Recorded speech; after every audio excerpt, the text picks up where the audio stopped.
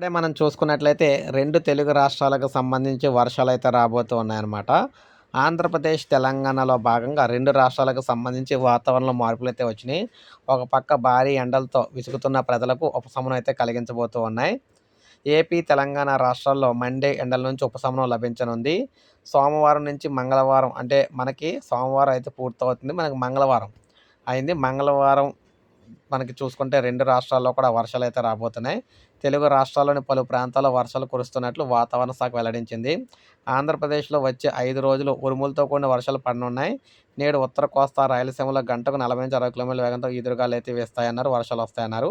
తెలంగాణలో ఉమ్మడి ఆదిలాబాద్, ఖమ్మం, నల్గొండ జిల్లాలో మోస్తరు వర్షాలైతే కురుస్తాయని చెప్పి అంటే దీని ప్రభావం 5 రోజుల పాటు దీని ప్రభావం అనేది మనకి 5 రోజుల పాటు 2 తెలుగు రాష్ట్రాల్లో కూడా వర్షాలైతే ఉంటాయని చెప్పేసి వాతావరణ శాఖ అయితే తెలియజేసిందనమాట.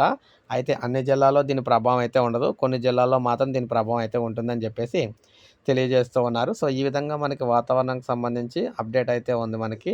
సో, ఇది అప్డేట్. ఒక లైక్ చేయండి. సబ్స్క్రైబ్ చేసుకోకపోతే మన ఛానల్ సబ్స్క్రైబ్ చేసుకొని ఫాలో